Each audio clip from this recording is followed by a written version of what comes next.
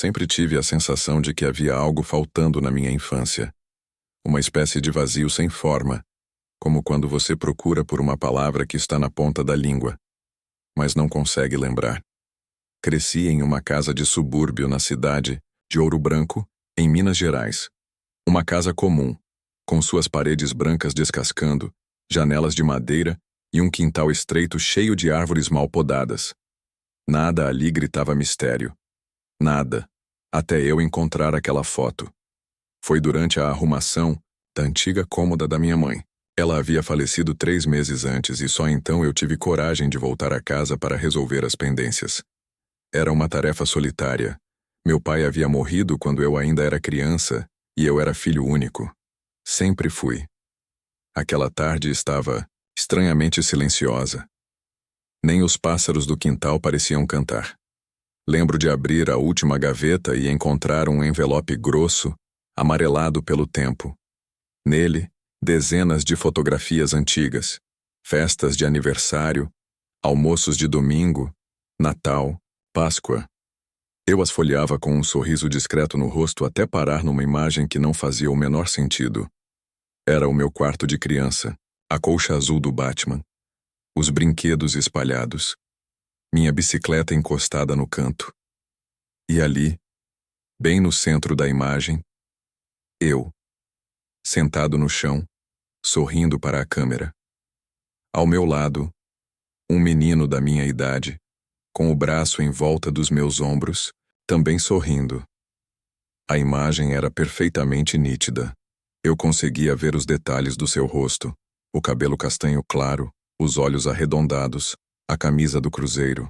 Era alguém que eu nunca tinha visto antes, e ao mesmo tempo, alguém que parecia pertencer àquele cenário como se sempre tivesse estado ali. No verso da foto, com a caligrafia da minha mãe, estava escrito: Marcos e Davi, 1998. Meu nome é Marcos, e eu nunca conheci nenhum Davi. Por alguns segundos achei que talvez fosse um primo, um vizinho, algum amiguinho que eu esquecera. Mas quanto mais eu encarava o menino da foto, mais eu sentia uma coisa gelada na base da nuca. Não era apenas a estranheza de não reconhecer o garoto, era a certeza silenciosa de que havia algo profundamente errado naquela imagem. Continuei folheando o restante do envelope, e para meu espanto, encontrei pelo menos 6 outras fotos onde ele aparecia. Em todas ele estava ao meu lado, brincando no quintal, soprando velas comigo, até mesmo com minha mãe nos abraçando os dois. Mas minha memória era um deserto absoluto. Nenhuma lembrança, nenhum resquício de que aquele menino tivesse existido. Aquilo começou a me incomodar de verdade. Tirei foto das imagens e mandei para minha tia Rosana, irmã da minha mãe, perguntando: Tia, quem é esse garoto comigo nessas fotos? A resposta dela veio rápida, mas seca. Não é hora de mexer com essas coisas, Marcos. Deixe isso pra lá. O aviso, embora curto, me fez gelar, porque havia medo naquela mensagem. Medo real. E foi então que naquela mesma noite, alguém bateu na porta da frente. A batida na porta foi seca. 3 toques espaçados, como se a pessoa do outro lado soubesse exatamente o ritmo certo para parecer ameaçador. Eu não esperava ninguém. Estava sozinho. Era tarde. E a casa da minha mãe ficava numa rua sem movimento à noite. Espiei pela janela. Nada. Nenhum carro, nenhuma sombra. Abri a porta com cautela, e o que vi foi apenas o portão do quintal entreaberto, balançando devagar com o vento. Mas eu sabia que havia escutado a batida. E não foi no portão. Foi na porta da frente, com firmeza. Ainda assim, o corredor estava vazio. Fechei, tranquei e sentei no sofá com as fotos no colo. O rosto do garoto, o tal Davi, parecia diferente agora. Aquilo pode ter sido imaginação, mas juro que o sorriso dele estava mais sutil, mais consciente. Como se ele soubesse que eu o estava observando. Como se soubesse que eu o tinha reencontrado. Voltei à gaveta da cômoda. Vasculhei cada papel antigo, testamento, documentos da escola, até encontrar algo inesperado. Um caderno. A capa era azul e o espiral estava enferrujado. Havia uma etiqueta na frente com letras infantis. Diário do Marcos, 1998. Eu não lembrava de ter escrito um diário quando criança. Mas quando o abri, reconheci de cara a minha caligrafia infantil. As frases curtas, os erros de ortografia, os desenhos espalhados nas margens. Era meu. E ali, entre páginas bobas sobre escola e brincadeiras, um trecho me paralisou. Hoje o Davi disse que a mamãe vai esquecer ele de novo, que vai esconder tudo. Mas eu prometi que vou lembrar, que vou guardar as fotos. Davi fica triste quando a mamãe faz ele sumir. Meu estômago virou. Li aquela frase dezenas de vezes. Vai esquecer ele de novo? Vai esconder tudo? Fazer ele sumir? Quem era Davi? Por que eu escreveria isso? Virei mais algumas páginas. Mais frases estranhas. Davi falou comigo no espelho ontem. Ele disse que não sente mais dor. A mamãe não gosta quando falo do Davi. Ela grita comigo. Davi disse que ela tem medo dele. Minhas mãos começaram a suar. Eu estava tremendo. Voltei para o envelope com as fotos. Uma das imagens estava em preto e branco. Era mais velha. Mostrava um quarto de hospital. E no canto, em uma maca, um menino deitado. O rosto parcialmente obscurecido pela sombra. Mas havia algo familiar naquela silhueta. Eu virei a imagem. No verso, escrito à caneta com a mesma caligrafia da minha mãe. Davi, 1997, internado. Comecei a montar as peças, mesmo que com relutância. Algo terrível havia acontecido. Algo que envolvia esse menino. E minha mãe? Ela havia tentado apagar tudo, inclusive da minha memória. Mas por quê? Naquela noite, quando fui ao banheiro e acendi a luz, vi algo que me fez recuar um passo. No espelho, havia um segundo reflexo atrás de mim. Um menino. Com a camisa do Cruzeiro. Ele sorriu e desapareceu. Corri para fora do banheiro com o coração aos pulos. Não me virei para trás. Não queria confirmar o que o espelho mostrara. A lembrança do reflexo, nítido, calmo, sorrindo, já era o suficiente para me fazer duvidar da sanidade. Tranquei a porta do quarto e sentei no chão. O diário estava em minhas mãos, aberto na última página, onde meu eu infantil havia escrito uma frase com letras trêmulas. Hoje eu escondi o Davi no fundo da mente. A mamãe pediu, mas ele prometeu que vai voltar quando eu lembrar. Ler aquilo fez meu estômago afundar. Senti como se estivesse acessando algo que devia ter ficado enterrado. Algo que foi enterrado. Comecei a lembrar de pequenas coisas. Fragmentos. Um brinquedo que eu não reconhecia, mas que parecia gasto. Um nome riscado em um papel de parede antigo. Um desenho infantil com duas crianças de mãos dadas. Uma delas com os olhos pretos riscados com força. Era como se minha infância estivesse contaminada com pedaços esquecidos de outra presença. Na manhã seguinte, enfrentei minha mãe. Mostrei o diário.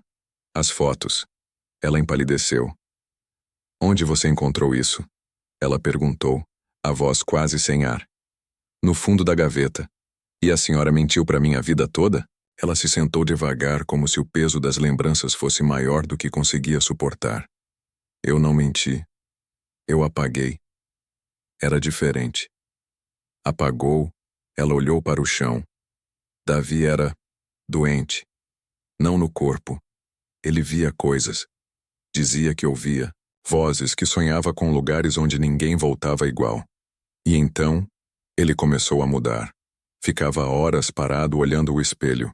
Às vezes ele falava de outras versões dele mesmo. Disse que conheceu você em outra vida, que estavam conectados. Minha garganta secou. Ele morreu, não é? Ela assentiu, os olhos marejando. Mas não do jeito que os médicos dizem. Aquela noite ele sumiu. Não morreu. Simplesmente desapareceu do quarto. Ninguém soube explicar. Mas ele voltou. Nos espelhos. Nos reflexos. Na sua mente, principalmente. Você falava com ele quando era pequeno, até gritar à noite dizendo que ele queria voltar para o seu lugar. O silêncio que se instalou parecia vivo. Eu precisei apagar tudo, ela sussurrou, antes que fosse tarde. Mas agora... Você achou as lembranças. Isso o chama de volta. Olhei para a parede. A janela estava fechada, mas o reflexo do vidro mostrava, por um segundo, uma criança em pé atrás de mim. Me virei num salto. Ninguém. Mas o cheiro... Um cheiro doce e podre como flores deixadas demais no vaso. Enchia o quarto. A partir daquele dia, o reflexo começou a agir de forma própria. Eu podia estar parado, imóvel. Mas ele, movia os dedos, sorria, piscava para mim como se estivesse aproveitando uma piada interna. A pior parte era que cada gesto parecia mais familiar. Aquela inclinação de cabeça, aquele jeito de apertar os olhos quando sorria. Aos poucos, o reflexo não só me imitava, ele me conhecia. Comecei a cobrir os espelhos da casa, um a um. No banheiro, pendurei uma toalha sobre o vidro. No quarto, virei o espelho do guarda-roupa para a parede. Mas não adiantou. Os reflexos ainda surgiam, nos vidros das janelas, nas telas apagadas dos aparelhos, até mesmo em poças de água no chão. E ele estava sempre lá, parado, observando. Na terceira noite sem dormir, ouvi o barulho de passos no andar de cima. O sótão, onde ninguém subia há anos. Levei o celular como lanterna, cada degrau rangendo como se quisesse me alertar. A maçaneta estava fria quando toquei nela. Abri devagar. O sótão estava diferente. Havia um cheiro antigo, como se o tempo tivesse parado ali. Poeira pairando no ar. Ao fundo, uma cadeira infantil de madeira e uma caixa de brinquedos. Meus brinquedos de infância. E sobre a parede, no canto mais escuro, um espelho oval. Velho, embaçado, mas límpido no centro. Nele a imagem do quarto se repetia, exceto por um detalhe. No reflexo, o quarto estava iluminado. E eu não era o único lá dentro. Ele estava atrás de mim. Mas não no mundo real, só no espelho. Vi meu reflexo sorrindo. Mas eu não estava sorrindo. Vi seus lábios se moverem, formando palavras sem som. Então ele ergueu a mão, apontando para a cadeira. Senti um frio gelado no peito. Aproximando-me do espelho, percebi que algo estava se formando na superfície. Letras, como vapor de respiração em vidro. É minha vez. O vidro tremeu. Um estalo cortou o silêncio.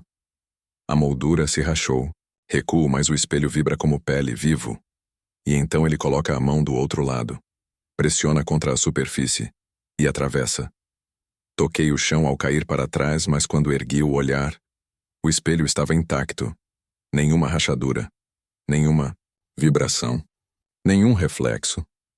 O espelho agora só mostrava a parede atrás de mim, como se eu tivesse sumido. Mas eu ainda estava ali. Ou melhor, alguém estava no meu lugar e ele usava o meu rosto. A partir daquele momento, tudo passou a parecer invertido. Voltei para meu quarto, ou pelo menos para o que achava ser meu quarto. Os móveis estavam ali, sim, na mesma disposição. A cortina azul, os livros empilhados perto da janela, o abajur antigo com a cúpula trincada, mas havia uma estranheza sutil, impossível de explicar com clareza. Como se a realidade tivesse sido passada a limpo por mãos pouco cuidadosas. No espelho do banheiro, meu reflexo reapareceu. Só que agora, ele se movia junto comigo, como sempre deveria ter sido. Mas algo estava errado, muito errado. Minhas fotos estavam diferentes. Em um porta-retrato empoeirado onde antes havia uma imagem minha e de meus pais, agora aparecia ele, com os mesmos olhos, o mesmo rosto, mas em outra postura, uma forma mais firme, mais dominante. Meu pai segurava seu ombro com orgulho. Minha mãe sorria mais do que eu lembrava que ela podia sorrir. E atrás deles, quase fora de foco, estava mais alguém. Um garoto, baixo, magro, com o cabelo castanho levemente encaracolado como o meu. Com uma camiseta azul que lembro vagamente de ter tido na infância. Meus dedos tremeram quando tirei a foto da moldura. Atrás dela, uma inscrição escrita com a caligrafia da minha mãe. Lucas. E Elias, Natal de 2006. Lucas era eu. Isso eu sabia. Sempre fui. Sempre fui. Mas quem era Elias? Meu coração batia descompassado. Corri até as outras fotos da estante. Em todas elas, ele estava presente. Sorrindo, brincando, abraçado a mim ou aos meus pais. Como se sempre tivesse feito parte daquilo. Como se sempre tivesse existido. Mas ele não existia. Ele não podia existir. Corri até a caixa velha onde minha mãe guardava álbuns antigos, revistas da escola, papéis de vacinação, cada documento, cada registro. Agora tinha o nome Elias ao lado do meu. 2 irmãos, 2 filhos, mas isso era impossível. Eu nunca tive um irmão. Então por que tudo dizia o contrário? E se não era ele quem estava invadindo minha vida? E se fosse eu quem estava no lugar dele? E se eu nunca tivesse sido o original? Desci as escadas como se estivesse sendo empurrado por um vento que só eu sentia. Sala estava em silêncio, iluminada apenas pela luz quente que entrava pela janela da tarde. Meus pais estavam no sofá. Meu pai lia jornal, coisa que ele só fazia aos domingos, e minha mãe tricotava como se o tempo ali fosse mais lento, mais espesso. Pai? Chamei, a voz mais fraca do que eu esperava. Mãe? Ambos me olharam serenos, como se tudo estivesse normal. Vocês lembram de mim? Perguntei. Não sei por que formulei assim, mas foi como saiu. Meu pai ergueu uma sobrancelha. Claro que sim, Lucas. O que houve? E do Elias? Minha mãe sorriu. Um sorriso tão natural que me deu calafrios. Seu irmão está no quarto, estudando. A palavra irmão reverberou como uma sirene dentro de mim. Eu não tenho irmão, gritei, com um nó no peito. Nunca tive. Meu pai largou o jornal no colo e se levantou devagar. Filho, o que está dizendo? Você e Elias são inseparáveis desde pequenos. Vocês dois são a melhor coisa que já nos aconteceu. Ele disse aquilo com um olhar cheio de amor. Mas por alguém que não era eu, ou por alguém que eu não sabia mais se era eu. Recuei, encostando na parede, sentindo o suor escorrer pela nuca. Ele não existia até ontem. Sussurrei. Não existia. Isso tudo está errado. Minha mãe também se levantou. Tinha uma expressão que oscilava entre preocupação e algo mais frio, mais mecânico. Lucas, por que você diria uma coisa dessas? Isso está nos machucando. Meus olhos ardiam. Meu coração pulava como se fosse sair pela garganta. Olhei para a escada. O quarto dele, do Elias, ficava no final do corredor. Era o mesmo que fora meu por anos.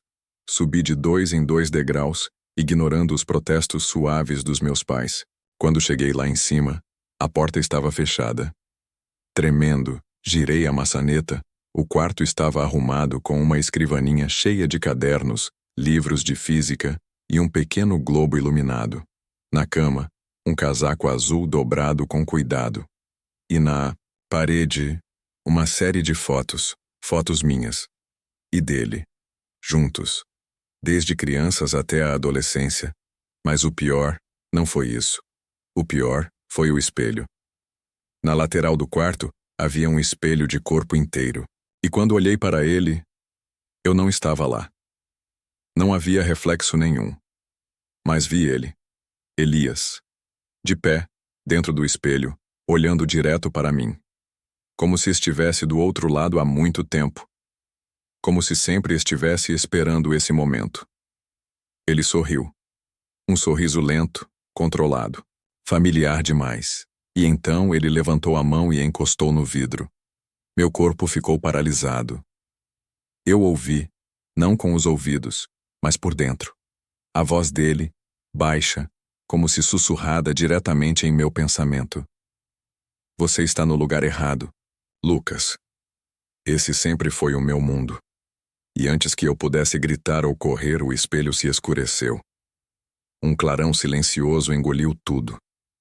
E eu senti como se estivesse sendo puxado para fora de mim mesmo.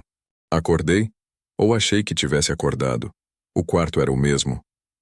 mas as cores estavam apagadas, como se o mundo tivesse perdido saturação.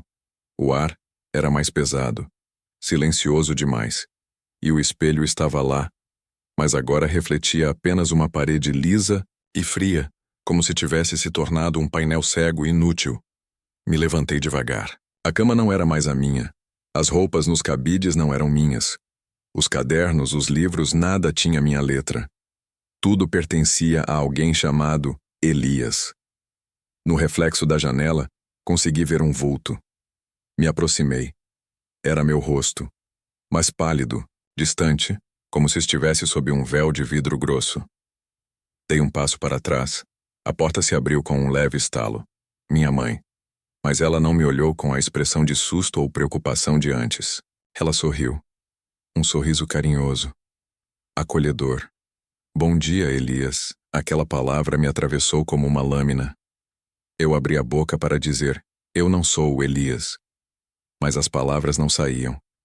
Era como se minha língua já tivesse esquecido como negar aquilo. Seu irmão já desceu, disse ela. Está te esperando para o café. Eu desci, e lá estava ele, sentado à mesa, no meu lugar, tomando o café da manhã com meu pai. Eles conversavam, riam, como se fossem pai e filho há anos, como se sempre tivessem sido. E quando ele me olhou, seus olhos brilharam com uma cumplicidade terrível. Dormiu bem? Ele perguntou. Tentei dizer algo, mas tudo dentro de mim parecia amarrado por cordas invisíveis. Apenas assenti. Meu corpo já não obedecia mais à minha consciência. Era como se eu estivesse assistindo de dentro, preso. Durante os dias seguintes, fui vivendo como ele, como Elias. As pessoas me chamavam por esse nome, me entregavam trabalhos de escola que eu nunca fizera, contavam histórias que não lembrava ter vivido. E toda vez que tentava confrontar alguém, suas reações eram calmas, como se eu estivesse doente. Ou apenas confuso. Mas eu sabia. Sabia que algo tinha sido trocado, que alguém havia me substituído. E toda noite antes de dormir eu via meu antigo reflexo, na janela, no espelho do banheiro, até nas telas escuras de aparelhos desligados. Ele olhava para mim, o verdadeiro Lucas, preso do outro lado, me observando com aquele mesmo sorriso frio, satisfeito. Um dia, tentei quebrar o espelho do quarto, esperando talvez que aquilo abrisse alguma fenda, me libertasse. Mas não quebrou. O vidro se recusava a rachar. Era como se não fosse feito para ser destruído. E então, na 7ª noite, ele falou comigo de novo. Na escuridão do quarto, enquanto o mundo dormia, a superfície do espelho brilhou levemente, e a voz, baixa, doce, mas vazia de alma, disse: Você queria tanto ser lembrado, que esqueceu quem era. Agora eu existo. E você? Apenas observa. Na manhã seguinte, minha memória começou a falhar. Esqueci o nome da minha escola. Esqueci o nome do meu cachorro de infância. Esqueci minha data de nascimento. E, por fim, esqueci o som da minha própria voz. Mas continuo vendo ele, todos os dias. Andando no meu lugar, vivendo a minha vida, abraçando meus pais, sorrindo como se fosse eu, enquanto eu fico aqui, preso nesse corpo que nunca foi meu, o reflexo de um irmão que nunca existiu. Eu ainda moro na mesma casa. Ainda sento à mesma mesa, vejo as mesmas fotos, mas agora há algo nelas que antes não havia, uma presença, ou talvez uma ausência que insiste em se fazer sentir. Depois de tudo o que aconteceu, tentei jogar fora aquela foto, queimar, rasgar, enterrar. Ela sempre volta. Às vezes em cima da cômoda, às vezes no travesseiro, às vezes até na geladeira, e ela não está igual. A cada retorno, o menino sorri um pouco mais. Seus olhos se movem em direção à câmera, como se já estivesse me vendo. Em uma delas percebi algo impossível. A sombra de sua mão tocava meu ombro. Passei a ouvir passos pela casa, às vezes vindo do andar de cima, que vive trancado. Às vezes atrás de mim enquanto estou parado no corredor. Coisas mudam de lugar. Objetos que não me pertencem aparecem. Roupas infantis, uma bola vermelha, desenhos presos na parede com fita adesiva. Todos com o mesmo nome rabiscado no canto, Rafael. Esse era o nome que eu teria escolhido, se eu tivesse um irmão, mas eu nunca tive. Certo?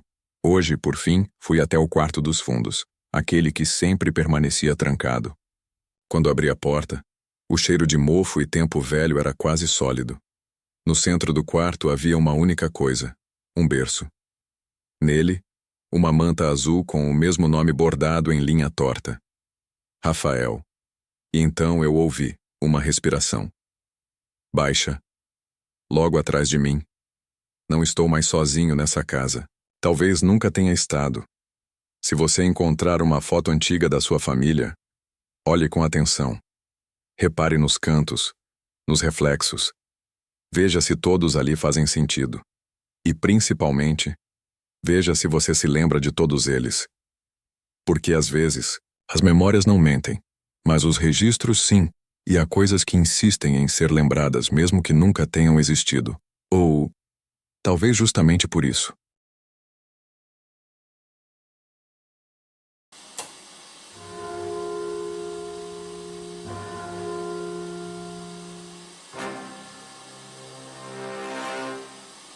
Algumas portas não foram feitas para serem abertas, e que elas podem te levar a lugares dos quais você nunca mais conseguirá escapar.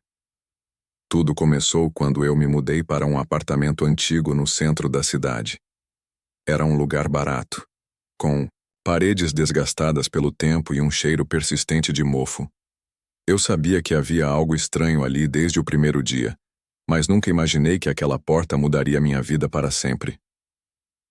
No início tudo parecia normal. O apartamento era pequeno, com uma sala, um quarto, uma cozinha e um banheiro. Mas enquanto arrumava as coisas, percebi algo estranho. Havia uma porta trancada no fundo do armário do quarto.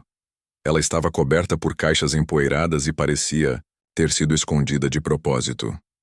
Chamei o síndico para perguntar sobre a porta, mas ele negou sua existência. Disse que aquele prédio era antigo, mas todas as plantas mostravam que meu apartamento não tinha mais cômodos além dos que eu já conhecia. Insisti, mas ele apenas balançou a cabeça como se estivesse tentando me alertar sem dizer nada. Curioso, decidi investigar sozinho. Forcei a maçaneta enferrujada e a porta rangeu ao abrir, revelando um corredor escuro que parecia continuar infinitamente. Havia algo errado ali. O ar era pesado, como se estivesse carregado de energia negativa. Mesmo assim, senti uma compulsão inexplicável de explorar. Peguei uma lanterna e entrei. O corredor parecia se alongar à medida que eu caminhava, como se estivesse mudando de forma. As paredes eram cobertas por símbolos estranhos, gravados à mão e pintados com algo que parecia sangue seco. Ouvi sussurros baixos vindo de algum lugar distante, mas não conseguia identificar a origem. No final do corredor encontrei outra porta. Esta ainda mais antiga e desgastada. Sua superfície estava coberta de marcas profundas, como se alguém tivesse tentado arranhá-la desesperadamente. Na madeira, havia uma inscrição gravada: "Não abra". Ignorei o aviso, convencido de que aquilo era apenas uma brincadeira ou talvez algum tipo de arte bizarra. Girei a maçaneta lentamente e abri a porta. Do outro lado havia uma sala pequena e circular, completamente vazia, exceto por um espelho no centro. Ele era alto e largo, com uma moldura dourada desgastada. Quando olhei para o espelho, vi algo que me deixou paralisado. Meu reflexo estava diferente. Meus olhos estavam pretos e minhas mãos estavam cobertas de sangue. Antes que pudesse reagir, o reflexo sorriu. Mas eu não estava sorrindo. Fechei a porta rapidamente e voltei para o apartamento, convencido de que aquilo era apenas imaginação ou cansaço. Mas então, algo ainda mais assustador aconteceu. Nos dias seguintes, comecei a notar coisas estranhas. À noite, ouvia passos ecoando pelo corredor do apartamento, mesmo quando estava sozinho. As luzes piscavam sem motivo aparente, e os objetos mudavam de lugar sem que eu os tocasse. Uma vez, enquanto dormia, fui acordado por um som agudo vindo do armário. Abri a porta e vi a entrada do corredor novamente, como se ela tivesse reaparecido. Desta vez não havia escolha. Algo me puxava para dentro. Entre no corredor novamente, e desta vez, ele estava diferente. As paredes pareciam vivas, pulsando, como se fossem feitas de carne. Os sussurros eram mais altos, como vozes gritando diretamente nos meus ouvidos. Segui em frente, incapaz de voltar. No final do corredor encontrei a mesma sala com o espelho. Mas agora, o espelho mostrava cenas perturbadoras, pessoas gritando, crianças chorando, rostos deformados implorando por ajuda. Tentei sair, mas a porta atrás de mim havia desaparecido. Então ouvi uma voz clara e distinta vindo do espelho. Eles estão esperando por você. Pesquisei sobre o prédio e descobri algo terrível. Décadas atrás, o local havia sido palco de um ritual macabro realizado por um grupo de ocultistas. Eles tentaram abrir um portal para outro mundo. Mas algo deu errado. O portal ficou instável, criando uma conexão permanente entre nosso mundo e um lugar chamado O Vazio, um reino habitado por entidades malignas. A porta no meu armário era uma das entradas para esse portal. Ela aparecia aleatoriamente, em diferentes apartamentos, escolhendo suas vítimas cuidadosamente. Quem entrava nunca voltava. Encontrei um ritual para selar a porta. Ele exigia que eu desenhasse símbolos específicos no chão da sala com o espelho e recitasse uma frase antiga. Preparei tudo determinado a acabar com aquilo. Quando cheguei à última palavra do ritual, o espelho começou a tremer. As cenas dentro dele ficaram mais intensas e as vozes gritavam em uníssono: "Você não pode escapar." Uma figura emergiu do espelho. Uma mulher alta e magra com olhos completamente negros. Ela inclinou-se sobre mim e sussurrou: "Você pertence a nós agora." Embora eu tenha completado o ritual, a porta não desapareceu. Ela continua lá, escondida no armário, como se estivesse esperando o momento certo para me atrair novamente. Às vezes, ouço os sussurros ecoando pelos cômodos do apartamento, mesmo quando estou longe. Pesquisei mais sobre o ritual e descobri algo ainda mais assustador. Para selar o portal permanentemente, eu precisaria sacrificar algo precioso, parte da minha própria alma. Finalmente, encontrei uma maneira de realizar o sacrifício. Fui até a sala com o espelho novamente e coloquei uma faca no centro do círculo de símbolos. Recitei as palavras finais do ritual, cortando minha mão para derramar sangue sobre os símbolos. A mulher do espelho surgiu novamente, furiosa. Ela tentou atravessar o portal, mas as barreiras de luz a mantiveram afastada. Quando cheguei à última palavra do ritual, o espelho explodiu em 1000 pedaços e o silêncio tomou conta do lugar. Mas então, algo terrível aconteceu. Desde aquela noite sei que o portal ainda está lá, esperando. Às vezes vejo sombras movendo-se rapidamente pelo canto dos olhos, desaparecendo assim que tento olhar diretamente para elas. Outras vezes, ouço risos baixos ecoando pelos corredores, como se estivessem me provocando.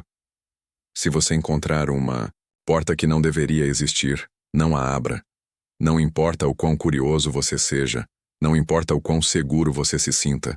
Alguns lugares não foram feitos para serem explorados. Participe do canal.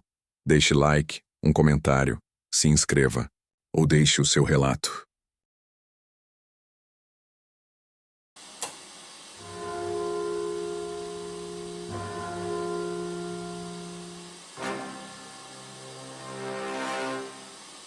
Meu nome é Elias, e a pequena e isolada vila de Coldwater sempre me pareceu um lugar à parte, um ponto no mapa onde a realidade se dobrava sobre si mesma.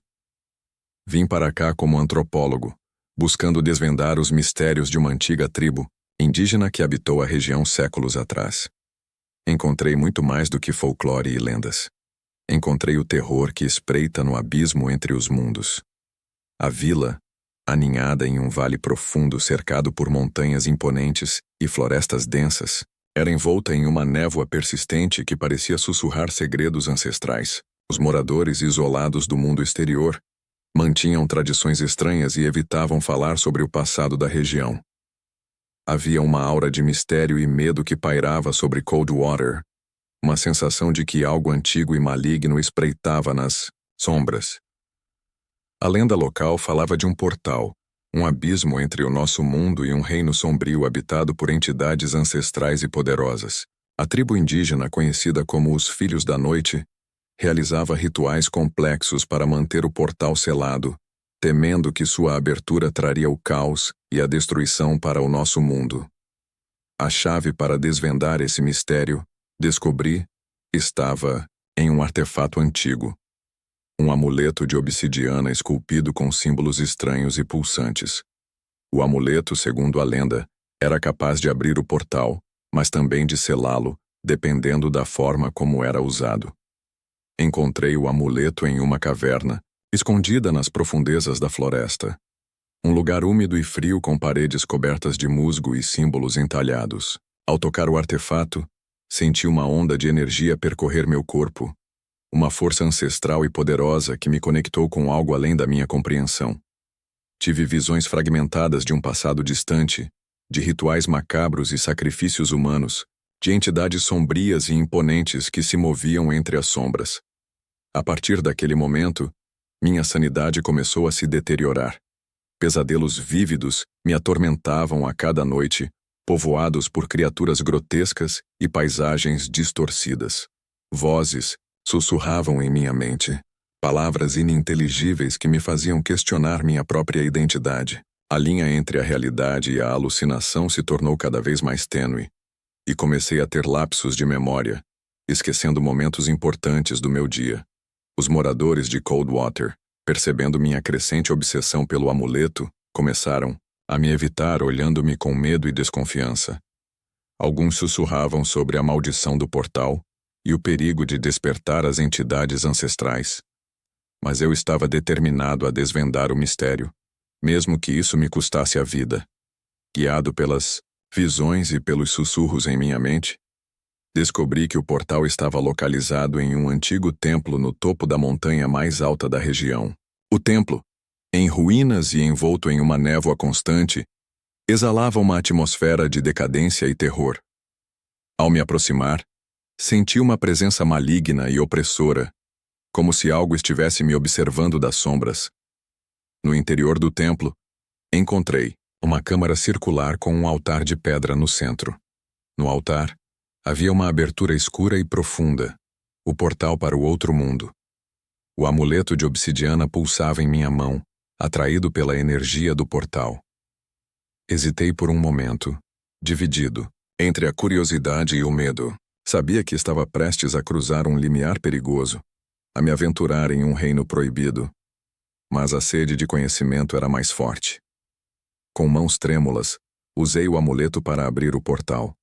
A abertura se expandiu, revelando uma paisagem distorcida e grotesca. O céu era vermelho e pulsante, o chão era coberto por ossos e ruínas, e criaturas bizarras e disformes se moviam entre as sombras. O ar estava carregado de uma energia maligna e opressora, um cheiro de enxofre e decomposição que me fazia ter ânsia de vômito. Sons guturais e estridentes ecoavam pela paisagem, como se a própria realidade estivesse gritando em agonia. Avancei pelo portal, sentindo meu corpo se contorcer e minha mente se fragmentar. A cada passo, a paisagem se tornava mais bizarra e aterrorizante. Vi coisas que desafiavam a lógica e a razão, horrores indescritíveis que me fizeram questionar minha sanidade. Encontrei as entidades ancestrais, seres de poder inimaginável e forma mutante. Eram feitos de sombras e pesadelos, com olhos que brilhavam com uma maldade insondável. Comunicavam-se através de telepatia, invadindo minha mente com pensamentos aterrorizantes e memórias de sofrimento. As entidades me revelaram a verdade sobre o portal. Ele não era apenas uma passagem entre mundos, mas uma ferida na própria realidade, um lugar onde as leis da natureza não se aplicavam. Os Filhos da Noite, na verdade, não selavam o portal, mas o alimentavam com sacrifícios humanos, apaziguando as entidades e impedindo que elas invadissem o nosso mundo. Horrorizado com a revelação, tentei usar o amuleto para fechar o portal, mas as entidades resistiram, tentando me aprisionar em seu reino. Travaram uma batalha terrível, uma luta entre a sanidade e a loucura, entre a vida e a morte. Com um último esforço, consegui ativar o poder do amuleto. O portal começou a se fechar, e as entidades gritaram de fúria tentando me arrastar para o abismo. Senti minha alma sendo despedaçada, minha mente se fragmentando em 1000 pedaços. No último momento consegui escapar, atravessando o portal enquanto ele se fechava. Caí de volta no templo, exausto e à beira da loucura. O amuleto se despedaçou, em minhas mãos seu poder consumido. Voltei para Coldwater, mas nunca mais fui o mesmo. A experiência no abismo me deixou marcado para sempre. As visões e os sussurros em minha mente nunca desapareceram completamente. Os moradores da vila, percebendo minha loucura, me isolaram ainda mais, temendo que eu trouxesse a maldição do portal para eles. Vivi meus últimos dias como um recluso, assombrado pelas memórias do abismo e pela certeza de que as entidades ancestrais ainda existem, esperando o momento certo para retornar. E às vezes, em noites de tempestade, juro ouvir seus gritos ecoando no vento, um lembrete constante do terror que espreita no abismo entre os mundos.